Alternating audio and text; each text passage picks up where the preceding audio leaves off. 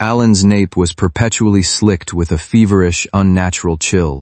A rare pheromone disorder clung to him like an invisible shadow, branding him as something deeply fragile, an anomaly incapable of being claimed, let alone bringing forth new life. Whenever the agonizing flare upstruck, only Gabriel, a fellow worker, offered a comforting touch, gently sharing his pheromones to soothe the aching glands. Later, when Gabriel's immensely wealthy father finally tracked him down, Gabriel defied the heavy expectations and brought Allan along into his new world. But the manor's warm, golden glow vanished the day Gabriel's fiancée arrived, an Omega as flawless and delicate as white porcelain. The light suddenly felt terribly cold. A completely unfamiliar, intoxicating fervor ignited in Gabriel's eyes. Leaning against the doorframe, his long fingers drumming excitedly against the wood, a spellbound smile curled his lips. So this is what it feels like to truly mark someone, Allan. That undeniable pull. That feeling of my essence weaving so perfectly with his. He is entirely mine. Allan remained silent. He just pressed his palms closed, his fingertips turning a breathless pale from the strain. He had no idea what that felt like. His violently trembling body harbored only one instinct, to simply survive. When the familiar feverish flush of his cycle crept back to the corners of his eyes, the only response he received was the impatient click of Gabriel shutting the door. Inside a quiet corner lounge, warm amber spotlights spilled over Allan's fragile, swaying frame. He looked like a delicate beacon caught in the glare, the edges of his eyes flushed with quiet desperation. An alpha. Please, just a trace of pheromones. Anyone. The very next second, he stumbled into a broad, profoundly warm chest. A strong, steady hand caught his trembling waist, grounding him instantly. It was Gabriel's uncle, strikingly handsome, endlessly captivating, and known for his unapologetic confidence. Before Allan could even step back, the loud, chaotic air around them completely stilled. The gentle but irresistible presence of a top-tier enigma descended, turning the dimly lit bar into a canvas of visible, golden waves of warmth. Like a brilliant, radiant sun scattering every shadow, the dust in the air seemed to float weightlessly within the halos of gold. That overwhelming tenderness, an undeniable, comforting warmth, manifested as a tangible glow. It instantly enveloped Allan's aching scent glands, weaving a tapestry of profound healing and breathing infinite vitality into his tired soul. The man lowered his head. His thumb, slightly rough with calluses, tenderly brushed away the dampness at the corners of Allan's eyes. His voice was a low, soft magnetism, effortlessly relaxed, yet carrying a heart, melting sense of security that brought a sudden, relieved ache to the throat. There now, stop trembling. Everything I have, it's all yours. Main text. Allan's back pressed hard against the cold brick wall outside the lounge, his chest heaving violently from the intense heat consuming him. The air shimmered with visible amber waves of heat, his out-of-control pheromones cascading in scorching ripples that blurred the world around him into a dizzying, intoxicating haze. Inside, the alphas tracked him with piercing stares, their eyes locking onto his fever, flushed cheeks without a shred of restraint. The server stood helplessly at the entrance, blocking the way. Allan bit his lower lip raw, his fingernails digging deep into his palms as he squeezed out broken syllables through his chattering teeth. Someone. Please, just a trace of pheromones. Anyone. Mocking laughter echoed alongside cutting glares from the crowd, and the mere mention of Gabriel's name pierced his ears like freezing needles. Dark, fractured memories flashed through his mind. Gabriel's smug expression as he boasted about marking his fiancée, and the disorienting, flashing lights of the private room where Gabriel had coldly degraded him in front of everyone. Allan closed his eyes, resolutely cutting off the bone, chilling memory. Right now, he only needed warmth. He just needed to survive. Stumbling as he turned around, he unexpectedly crashed right into a dark overcoat that carried the crisp, cool scent of the night breeze. Instead of the harsh rejection he anticipated, a broad, strong hand reached out, steadily catching his swaying waist. Allan looked up, his fever-blurred vision meeting a pair of gentle eyes filled with deep concern.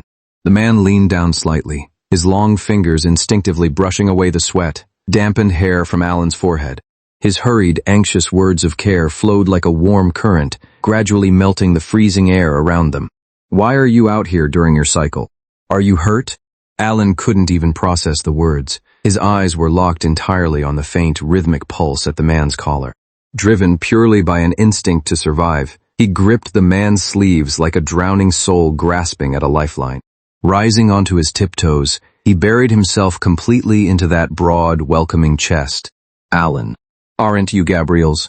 Before the man could finish his startled question, Allan tilted his head, his feverish lips pressing frantically against the bare skin of the man's neck. In the dimly lit corridor of the lounge, the moment Allan's teeth touched the skin, a miracle unfolded. There was no violent rejection typical of a dominant alpha. Instead, a soft, radiant crimson glow burst into the air. The light felt like the gentle dawn of early spring, carrying a comforting, velvety texture that enveloped Allan's turbulent amber waves, soothing them inch by inch. Though the man flusteredly protested, "Wait, don't bite here, everyone is watching," his hand pressed against Allan's back only tightened, holding him closer out of a protective fear that he might fall. The scene shifted to a hotel room illuminated by the soft, warm glow of a bedside lamp. Allan was gently laid onto a plush bed. A disconnected phone call still echoed with the distant, chaotic noise of Gabriel enjoying himself around other Omegas. But the man in front of him, Carlos, was flushing a deep red, his handsome face filled with indignation on Allan's behalf. The fierce protectiveness in his eyes practically overflowed into a visible, heart-warming light. As the previous crimson glow faded, the empty, aching exhaustion inside Allan surged once more. Looking at Carlos, who sat at the edge of the bed maintaining a deliberate, respectful distance, the corners of Allan's eyes flushed with a wounded vulnerability. He slid closer without a sound, wrapping his arms around Carlos' firm waist like a delicate vine. Warm tears spilled over without warning, dampening the man's shoulder into a dark, heavy stain. "Help me, please. I just want to survive." Carlos froze instantly, his throat tightening under the soft light. Faced with such a fragile, heart-wrenching plea, his resolve crumbled entirely. After turning away his friend who had brought suppressants to the door, his ears burned a bright crimson as he leaned down, tenderly brushing his lips against Allan's sensitive, aching gland. In the exact instant of connection, the entire room seemed to illuminate with an overwhelmingly tender yet beautifully irresistible power. A rich, vibrant crimson brilliance erupted from where they held each other, swirling around them like a breathtaking grand flurry of pink spring snow. This profound enigma presence was infinitely more immense than anything Gabriel had ever offered, yet it was unimaginably soft. It formed layers of warm, protective cocoons that gently lifted Allan's fragile body. His faint, struggling amber sparks were completely comforted and embraced within this ocean of tender crimson. "Tell me if it hurts." "It's my first time. I don't have much experience," Carlos murmured, his voice laced with a raw, endearing tenderness. Allan's eyes fluttered half, closed, his damp bangs clinging to his forehead. Completely bathed in this comforting warmth, he shook his head fervently. It was so incredibly warm. He breathed in greedily, wishing with all his heart that this beautiful crimson light would stay just a little longer. After a long, soothing embrace, the brilliant crimson particles settled into a soft, ambient glow. Carlos pulled back, a bashful flush coloring his handsome face. He rubbed the back of his neck awkwardly, his voice dropping to a gentle whisper as if afraid to break the spell. "There, the temporary bond is set. If it ever gets overwhelming again, you can come straight to me." Allan's eyes widened. His trembling fingers reached up to touch his warm nape, where a steady, powerful hum of comforting warmth now resided, vibrant and enduring. His fragile glands, which Gabriel could never leave a lasting impression on no matter how hard he tried, were now perfectly mirroring that radiant crimson light. He had been claimed. Enveloped in this unprecedented heart-melting warmth, the tight tension Allan had carried for years melted away completely, and he drifted into a deep, peaceful sleep amidst the cozy, lingering glow. When Allan finally drifted up from that long, deeply peaceful sleep, the frosted glass door of the bathroom glowed with a warm, amber backlight. Accompanied by the soothing splash of running water, it perfectly outlined the tall, broad-shouldered silhouette inside. The room carried no trace of a dominant alpha's turbulent aftermath. Instead, the air was suspended with a visible, delicate crimson glow. This gentle enigma essence lingered like a soft, velvety filter, tenderly draping over the pristine bedding and Allan's perfectly intact clothes. Allan's fingertips lightly brushed against the glowing mark on his nape, feeling the lingering, comforting warmth. A quiet instinct of self-preservation urged him to move. He pulled a slightly wrinkled $200 bill from his pocket and pressed it under a glass water cup on the nightstand. Without hesitation, he pushed open the door and slipped back into the cool, quiet embrace of the night. The taxi wove through the bustling neon lights, eventually stopping at the edge of an old, weathered industrial district. Allan stood before a scuffed security door, his pale fingertips tracing the rough metal lock. Behind this door lay the darkest chapter of his 16-year-old self, when his ailing, fragile world was left behind by his mother. Dressed in flashy clothes, she had ushered him into this harsh, alpha-dominated neighborhood, leaving only a cold fend for yourself before her high heels clicked away into the shadows of the alley. The memory washed over him like a sepia-toned, suffocating filter. Inside the cramped dorm, a single bulb swung wildly, casting harsh, blinding flashes. A foreman's calloused fingers brushed against Allan's nape, a greasy smile twisting through the cheap cigarette smoke. Then, the lights plunged into black. In the darkness, heavy breaths surrounded him like tangible, creeping shadows, pressing heavily against his fragile frame in the corner. A rough hand gripped his ankle. Allan bit his pale lower lip, his empty gaze locked onto the ceiling as he curled into himself, bracing for the darkness to consume him entirely. Crash! The heavy iron door was thrown open, and the blinding fluorescent light exploded into the room. A tall, razor-sharp silhouette cut through the night like a blade, forcefully scattering the encroaching shadows. Backlit by the glaring light, Gabriel's tight jawline radiated a fierce, protective fury. He pulled Allan's paralyzed body from the dark corner and shielded him firmly behind his back. The raw, undeniably protective aura of the young alpha instantly repelled the suffocating gloom. That was the very first time Allan had ever caught hold of the light. He thought of those warm, golden memories, Gabriel working tirelessly on the streets just to support him, the two of them huddling for warmth on a tiny, cramped bed, and the reluctant "I can't bear to let this go" Gabriel whispered when he bought this old place after returning to his wealthy family. Now, all those tender moments were likely long forgotten. Pushing open the half-unlatched security door, Allan was immediately hit by a swirling visual anomaly. The air was thick with sticky, warm orange halos, weaving aggressively with a heavy, suffocating dark brown current. It was someone else's absolute territory, intertwining in the air and establishing a boundary that made it unmistakably clear he was an intruder. The living room was in disarray. A tilted plant stand, scattered soil. Amidst the chaos, Allan's pale fingertips carefully cradled a heavily cracked little ceramic figure. A warm, golden memory flashed through his mind. Gabriel, with soil on his fingers and eyes melting with tenderness, laughing softly as he said, "Let's treat this like our little one." Now, the rough, freezing texture in his hands snapped him harshly back to reality.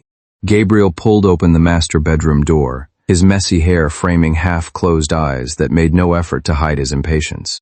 Allan lowered his chin, his peripheral vision catching the delicate sleeping figure on the large bed. His voice was dry. "I just came to get a few things." Instead, Gabriel grabbed his wrist, pulling him into the living room. Sweeping a gaze over Allan's pale face, completely devoid of any feverish flush, Gabriel's lips curled into a mocking smirk. He crossed his long legs, tilting his chin high. "So, your little illness cured itself? All that clinging to me before. Were you just playing me for a fool?" Allan didn't argue. His cool, detached gaze settled on Gabriel's forearm resting casually on the chair. Once, that very spot bore the shallow bite marks Allan had left during his painful flares. Now it was completely covered by an elaborate script tattoo reading Gina. Allan took a deep breath, his eyes settling into an absolute, deadened calm. "Gabriel, I want to leave you."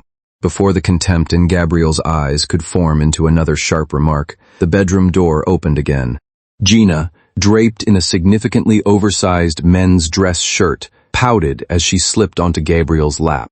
Gabriel expertly adjusted her collar to hide a flush, his palm tenderly covering the delicate, swollen gland at the back of her neck, with practiced care. After a moment of thought, he looked down at the person in his arms and offered a dismissive nod. "Fine. I'm marrying Gina anyway. It really wouldn't be appropriate to keep you around anymore." Toying with the cracked ceramic figure, Gina released it with a look of disgust. The porcelain shattered silently against the cold floor, splintering into countless pieces. "What is this junk? It almost cut my hand." Gabriel immediately pulled her fingers to his lips, blowing on them gently to soothe her, not sparing a single glance for the fragmented pieces on the floor. Allan didn't linger for another second. He turned with absolute finality, walking out the door and shutting that murky orange-brown haze entirely behind him. Allan rented a simple single room near the quiet corner lounge. He had noticed they were hiring the day before. The pay was decent, and he heard the boss was kind and rarely docked wages. The interview went smoothly, and Allan was quickly stationed behind the bar to mix drinks. Guiding him through the ropes was an Omega named Hugo. Allan's slender, graceful fingers wrapped around the frosted shaker. The tight tension in his spine finally began to melt away, his fingertips swaying gently to Hugo's rhythm. The amber liquid refracted tiny, dazzling specks of light through the crystal glass, illuminating the faint, upward curve of his eyes. All those years of deep-seated aches were softly smoothed out by this pure, radiant warmth. With every new breath he took, he felt the profound, weightless relief of a survivor. As evening fell, the lounge buzzed with a lively atmosphere. Yet, an absolute vacuum had formed in a perfect circle around Allan. He looked around, genuinely puzzled as to why no one was approaching his station to order a drink. Hugo leaned back, crossing his arms with a slight lift of his chin. "Baby, you are carrying the scent of a top-tier enigma. You couldn't find more than a handful of them in the entire city. With his undeniable mark shielding you, who in their right mind would dare step close?" Allan lowered his head, his long, delicate lashes fluttering down. That bone, deep, comforting warmth from the night before had not only driven away the bitter cold, but had somehow branded a lingering, tender light into his fragile body. Tap, tap. 2 incredibly light knocks against the counter abruptly broke his reverie. Allan's head snapped up, knocking over a glass and sending clear liquid spilling across the bar. In the shimmering reflection of the spill, Carlos' strikingly handsome, breathtaking face appeared. The bright spotlights caught his high nose bridge and deep, set brows. Every inch of his profile radiated a dazzling magnetic charm. Before Allan could even reach for a towel, a large, profoundly warm hand captured his slender wrist with a firm, undeniable presence. The very second their skin touched, the air around them erupted once again in a brilliant crimson glow of comforting warmth. "Am I a plague? Where did all that desperate courage go when you crashed into my arms last night?" Carlos leaned in slightly. His sharp yet gentle jawline drew near, a hint of flustered exasperation playing across his captivating features. With a flick of his elegant, long fingers, a crumpled $200 bill was pressed flat against the bar top. Allan's pupils widened slightly. His fingertips curled inward as his dry throat swallowed hard. "A fair exchange. It puts my mind at ease." Carlos' striking brows instantly knit together, his bright eyes filling with an incredulous, wounded frustration. "You're brushing me off with $200? Biting his lower lip raw, Allan frantically fished a bank card from his pocket and slid it across the counter.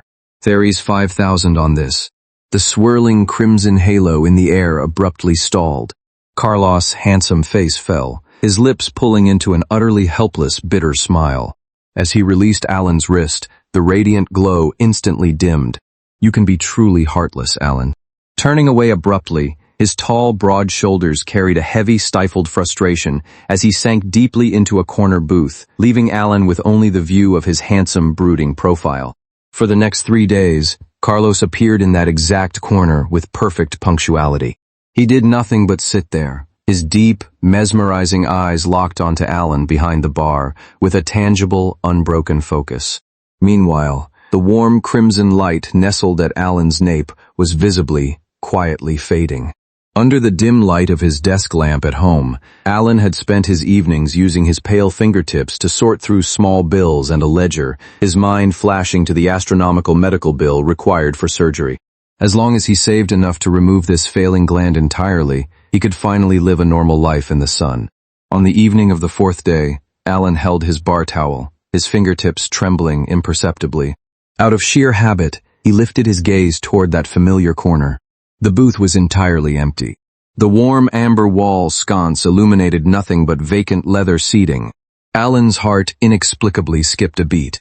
His tense shoulders slumped slightly as an indescribable emptiness, accompanied by the extinguishing of the very last trace of crimson warmth at his nape, silently spread through the air.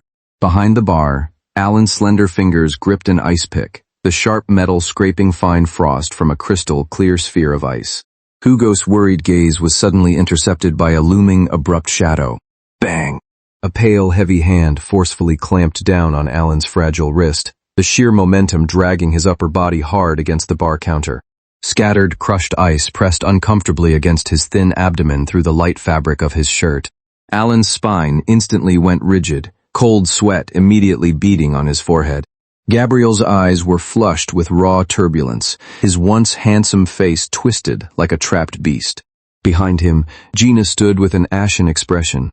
The air began to churn with a muddy, disjointed gray, brown current, Gabriel's chaotic, out-of-control pheromones. He pinned Allan down, his grip like iron. I heard you were marked? A defective anomaly like you, marked? Impossible. I don't believe it. Let me see. Gabriel, have you lost your mind? Hugo grabbed a bottle, only to be pushed back by that oppressive, chaotic, gray, brown wave. As if in slow motion, Gabriel roughly peeled away the scent, blocking patch at Allan's nape. The temperature in the room plummeted as Gabriel's hostile energy surged forward, recklessly attempting to ignite Allan's cycle right there in front of the crowd. In that suffocating, desperate fraction of a second, a deafening boom shook the room. The heavy, carved wooden doors burst open. Backlit by the streetlights, Carlos' tall, commanding silhouette cut through the gloom like a brilliant blade. Before anyone could even process his arrival, a heavy wind-cutting punch landed squarely on the side of Gabriel's face. Spilled crimson liquor traced a messy, battered path down his jawline. With Carlos' descent, the entire lounge's oppressive gray, brown current was instantly and utterly swept away. In its place, an overwhelming crimson glow cascaded through the room, as bright and boundless as the most radiant early summer sun. This gentle yet absolutely sovereign light wove into a massive, comforting net, steadily wrapping around Allan's trembling frame. The damp, flushed corners of Allan's eyes fluttered within this sea of warmth. Like a stranded fish finally finding the tide, he gripped Carlos' sleeve desperately, his voice shattering. Help me. Carlos leaned down, his breathtaking features softening into an ocean of undeniable tenderness and heartache. Treating Allan like the most precious treasure in the world, he scooped him up effortlessly into his arms. You're safe now. I'm taking you to the hospital. On the floor, Gabriel reached out with bitter unwillingness, clutching the hem of Carlos' trousers. Carlos glanced down at him from above, looking at him as if he were nothing but a pathetic pile of ashes. His thin lips parted slightly. Book him a consultation while you're at it. Glandular atrophy and complete infertility. Hell be relying on medication just to maintain his presence for the rest of his life. With that, he effortlessly brushed aside the hand and, bathed in a pillar of warm crimson light, carried Allan away. The scene shifted rapidly. Inside a brightly lit consultation room, the harsh fluorescent lights were beautifully neutralized by the soft crimson aura radiating from Carlos. Allan was curled up securely against Carlos' broad chest, his fingertips unconsciously clutching the man's shirt out of a deep, lingering need for that warmth. A silver-haired specialist, a leading international authority, pushed the medical report across the desk. Mr. Allan, you do not have a pheromone disorder at all, the doctor said, tapping the paper. Your gland is positioned incredibly deep and possesses an astonishing capacity. Your past suffering was simply because an ordinary alpha could never ever meet your physiological needs. And Mr. Gabriel is a textbook case of glandular atrophy. His energy is as weak as a flickering candle. It was woefully incapable of providing you with the essence you require. Allan's trembling gaze reflected the bold letters on the medical report, a 99% compatibility match. As long as Mr. Carlos provides a permanent claim, everything will return to normal. A permanent claim. Allan swallowed hard, his throat painfully dry, instinctively wanting to lower his head.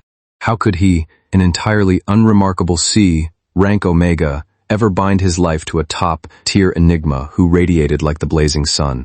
But the next second, a warm finger gently tilted his chin up. Carlos' deep, mesmerizing eyes locked directly onto his. There was no condescending pity in that gaze, only an overflowing sincerity and a burning devotion. Are you willing? Once the mark is set, it's for a lifetime.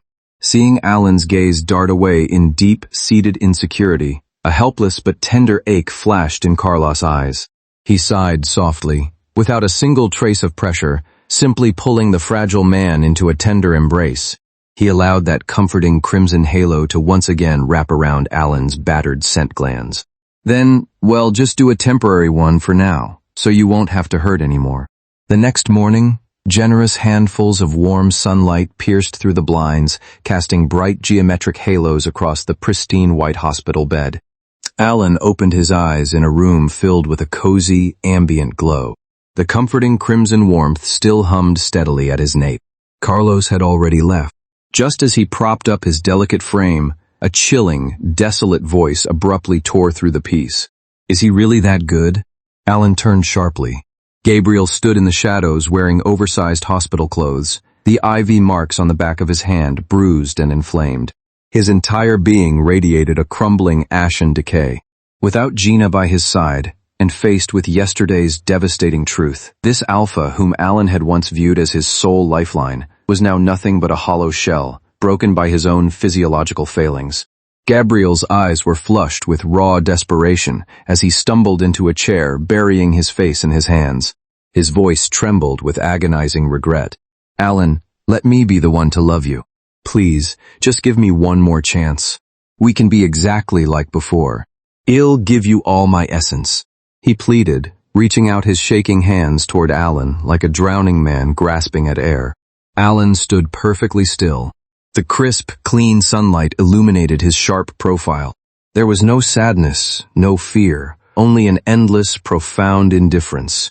He tilted his chin up slightly and turned his back to Gabriel without the slightest hesitation. In Allan's eyes, the entire hospital room was currently flooded with the dazzling, sovereign crimson glow left behind by Carlos, blazing like a midsummer sun.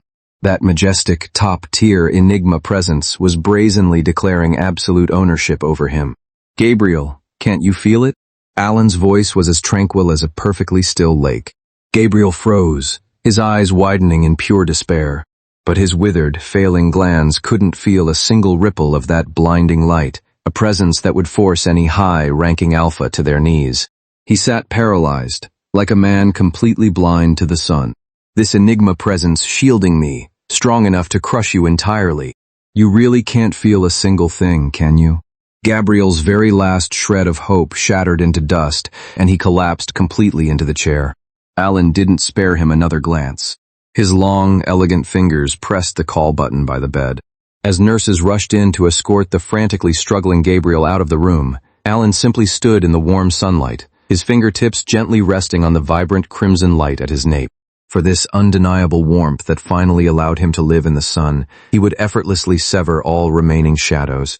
Carlos personally took Allan home. His tall, commanding frame practically filled the tiny, cramped apartment as he carried an endless boxes of premium supplements. As he neatly organized the items, he casually murmured about needing to find them a bigger house, speaking with the effortless comfort of a long-time partner. The setting sun pulled a long golden thread across the wooden floor through the dusty window panes. Allan stood at the edge of the light and shadow, his long lashes casting delicate, trembling silhouettes over his eyes. He quietly watched Carlos' incredibly soft, handsome face in the warm light, listening to the man actually dial his assistant to start house hunting. The heart in his chest, frozen for so many years, began to beat with an unprecedented, violent rhythm. A C-rank Omega. If he didn't even have the courage to reach out to a top-tier Enigma willing to give everything to protect him, he would live in the dark gutters forever. The moment the phone call ended, a cream-colored cashmere scarf slipped silently to the floor. Allan's pale fingertips firmly grasped the front of Carlos' crisp shirt.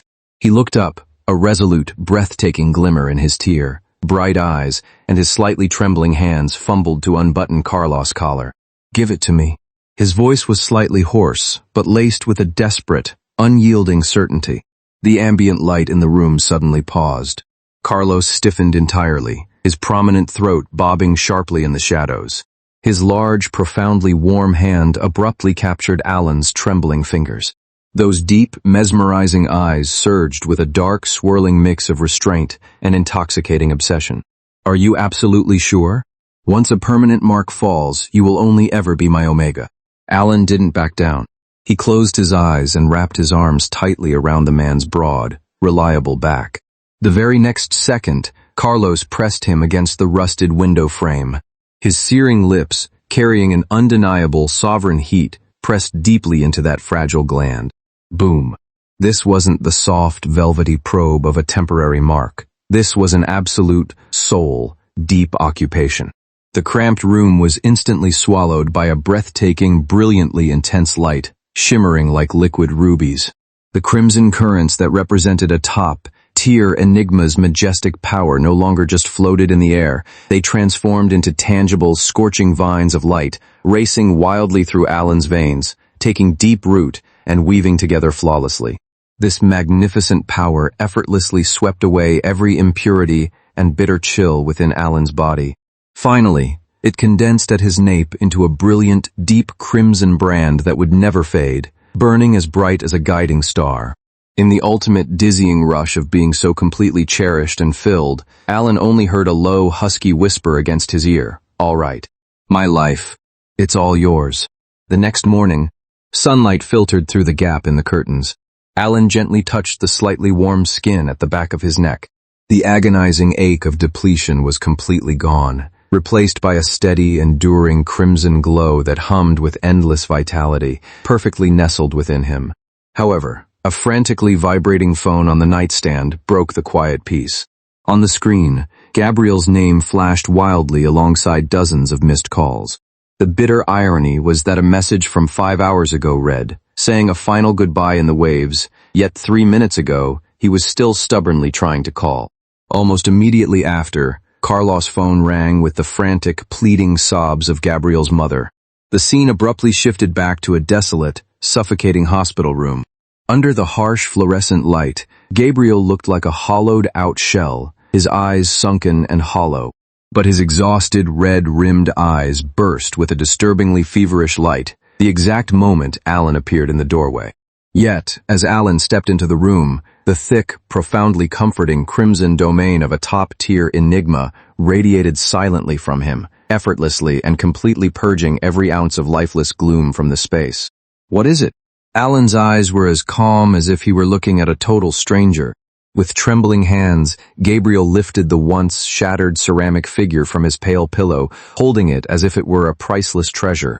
Harsh lines of glue crawled across the little figure like ugly scars. "Look, Allan. I fixed it.